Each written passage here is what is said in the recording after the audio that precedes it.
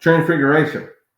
How I'm going to pronounce this as best I can. You look at it, you're like, oh yeah, that's not hard to pronounce. But it is a little bit the way it's actually pronounced. But metamorpho and something of that sort. It's the idea of where we get the word for metamorphosis. That's true transformation. This is the word that's used for transfiguration for Christ in both this gospel and John, if I'm not mistaken. Yes, John. John and Matthew speak of transfiguration. The word is translated as transfiguration. The same word is used in two other places. And it means to change into another form, to transform, to transfigure. And so it's to literally change and to be different, both inside and out. It says, do not be conformed to this world, but be transformed. That's the same exact Greek word that's used. Transfigured by the renewing of your mind, that you may prove what is the good and acceptable and perfect will of God. Romans 12:2. So we're transformed by the relationship we establish with God. We're also transformed through the studying and encounter of new experiences. And we're also transformed as we engage and take care of our bodies.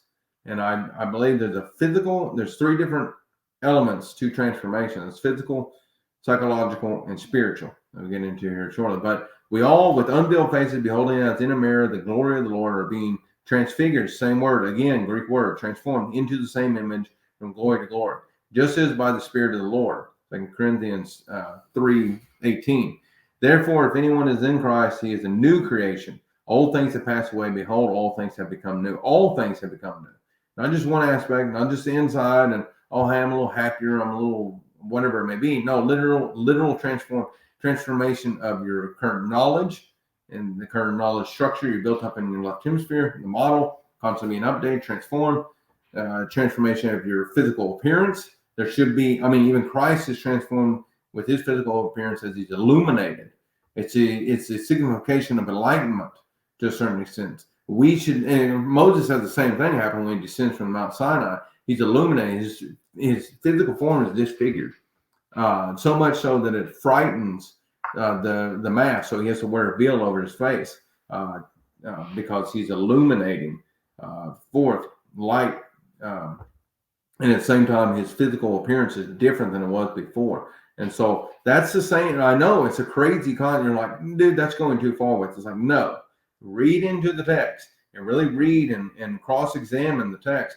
And you'll find throughout the letters of Paul, throughout Peter, that it's this idea of transformation is the essence of Christianity, of having a relationship with God, living and walking in the Spirit, living with and walking with him, establishing a relationship, and being transformed entirely into a completely new creation. All things are new.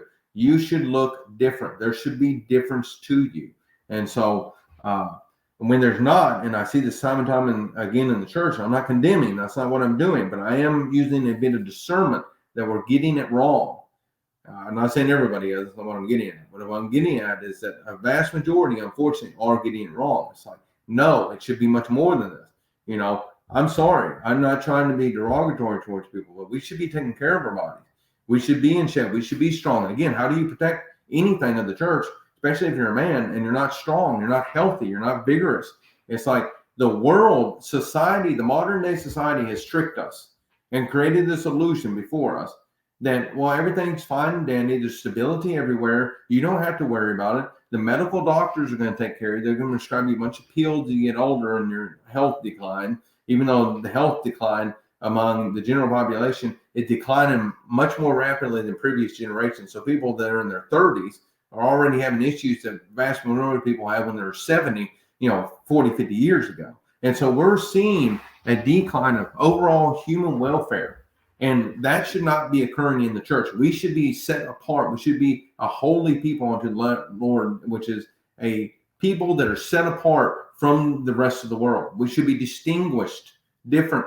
We should be taking care of our temple so the work of God can truly work through us. How can the work of God actually truly produce fruit through you if your body is not capable of withstanding it? Not including the fact that if you're unhealthy, your body's unhealthy, your psychological cognitive functions are not functioning properly in order to grow and transform and to be able to articulate the word, to be able to present new ideas and factual and memorize. It affects memory. You know, it's much deeper and richer than what we think it actually is in our modern day interpretation. I don't know how many things I keep seeing from the modern day large churches that are producing the same content over and over and over again.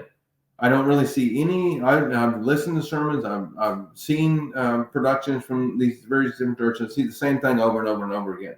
It's like the same teachings. There's nothing really new. There's nothing really in depth. There's nothing that's really engaging people on a deeper level that makes them think, and not including the fact that it's not really encouraging people to step forward and to really, I would say, take the bull by the horns and really run with this thing at an authentic level as what's presented in Scripture of truly transforming. You should not look the same.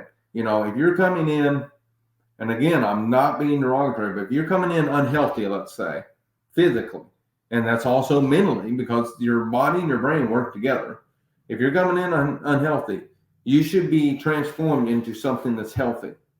And then that should be physically, psychologically, and spiritually. All those three elements should be transformed in your life. And it's a continuous transformation. But if you're not making any progress in any of those areas, how can you say that you truly have a relationship with Christ at the end of the day? You should feel convicted and say, I'm going to do something about this. God's calling me to do something about it now. I'm going to do something about it right now. There is no tomorrow. All time unfolds at one time. We just perceive it as unfolding, by the way.